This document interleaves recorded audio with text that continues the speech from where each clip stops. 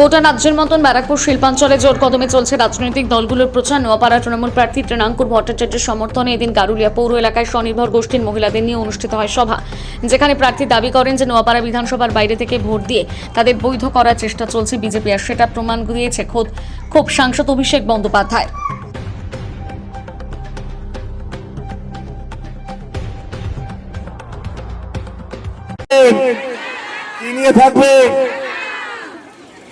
আজকে এই ছাঁটা দিয়ে বিদায় অলরেডি করা শুরু হয়ে গেছে। এই নোয়াপাড়া পথ দেখালো, ধরাত করলো এই বিজেপির চিটিংবাজি কাকে বলে। এটা কি স্লোগান ছিল না, চোর চোর চোরটা? নাম বলছে না, নাম এটা বলছে না। এবার এনাকে আমি ভেবেছিলাম যে খারাপ আক্রমণ করবো না, কিন্তু মুখ দিয়ে খারাপ কথা বেরিয়ে যাচ্ছে। আমি এটা বুঝতে পারছি না কার কি কি। আমি সিদ্ধান্ত নিয়েছিলাম যে ওনাকে আমি কুরুচিপূর্ণ আক্রমণ করবো না। আমি আজকেও বিরত থাকার চেষ্টা করছি। উনি আমায় অনেক করছেন, অনেক, কিন্তু আমার শিক্ষা দীক্ষা আমায় সেটা শেখায় না, আমি করব না। কিন্তু আজকের এই অভিষেক বন্দ্যোপাধ্যায়ের টুইট এবং সেখানে দেখুন এই নোয়াপাড়ার বিষয় নিয়ে তার মুভমেন্ট। আজকে কলকাতা একটু আগে কলকাতা দপ্তরের সামনে অভিষেক বন্দ্যোপাধ্যায় নিয়ে যান, মুভ করেন। আপনারা বাড়ি গিয়ে টিভিতে দেখতে পারবেন। জাস্ট এই আধ ঘন্টা 40 মিনিট আগে শেষ হলো। আমি এই অপারেশনে ওইখানে তো যাইনি, এইখানে সার্বিকভাবে একটু খোঁজ খবরের মধ্যে আমায় থাকতে হয়েছে। তো আজকে এই পরিস্থিতিতে নির্বাচন কমিশন ধরা পড়ে যাওয়ার পর কিভাবে ব্যাখ্যা করে দেখা যাক। আমি নিশ্চয়ই বিচার চাইছি এবং নিশ্চিতভাবে এই সত্য উঠে আসুক। আমি প্রশাসনকে অনুরোধ করবো যে আপনারা সত্যিই নিউট্রাল থেকে থাকুন। এই ব্যক্তিগুলো কারা, তারা কি করতে, কারা ওইখানে গেছিল, বা তারা কি করতে সাহস পায়, এবং তাদের অ্যারেস্টের দাবি আজকে এই মঞ্চ থেকে আপনাদের আমি করছি। ইমিডিয়েট ভাবে প্রপার তদন্ত করে এদের অ্যারেস্ট করা হোক। এরা কারা আমি দায়িত্ব সহকারে বলছি, এরা কারা সেটা খুব তাড়াতাড়ি বেরিয়ে আসবে, খুব তাড়াতাড়ি। সেই চোর চিটিংবাজ পার্টি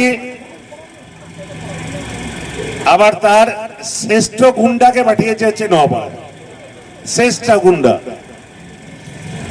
সেই গুন্ডা যখন বুঝতে পারছে যে নোয়াপাড়ার পায়ের তলার মাটি তাদের নড়বে, যখন বুঝতে পারছে যে নোয়াপাড়াতে সে হারছে, যখন বুঝতে পারছে যে এই নোয়াপাড়ার বুকে আমার মায়েরা ঝেঁটার বাড়ি নিয়ে দাঁড়িয়ে আছে, তখন সে চুরি চিটিংবাজির পথ অবলম্বন করেছে।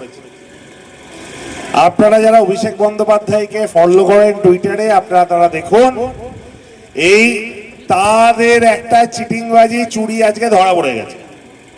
কি সেই চুরি, কে চিটিংবাজি? ফর্ম 678 যা নির্বাচন কমিশন নির্দিষ্ট কাজের জন্য অ্যাডিশন বা ডিলিশনের জন্য রাখে, সেই ফর্ম আমাদের মানে নতুন ভোটার তোলা এবং আমাদের ভোটার কাটার একটা চক্রান্ত দ্বারা করেছিল। এই তার চিঠি, হাজার হাজার ফর্ম নাম সিলেক্ট করে ওরা নির্বাচন কমিশনে গিয়ে জমা দিয়েছিল। জমা দেওয়ার পরবর্তী পর্যায়ে ভেবেছিল যে টুকুস করে নাম কাটিয়া দেবে এবং টুকুস করে নাম তুলিয়া দেবে, কিন্তু আমাদের নেতা অভিষেক বন্দ্যোপাধ্যায় তার এই নোয়াপাড়া কেন্দ্র অর্জুন সিংকে 50,000 হারানো তার পাখির চোখ।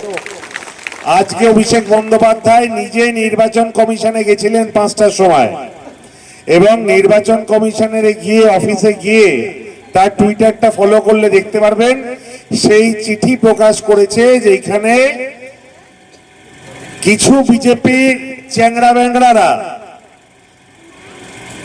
তারা নির্বাচন কমিশনে গিয়ে ফর্ম পাঠিয়ে রাখছে। এই দেখুন কাগজ, তার চিঠি, এই দেখুন ফর্ম।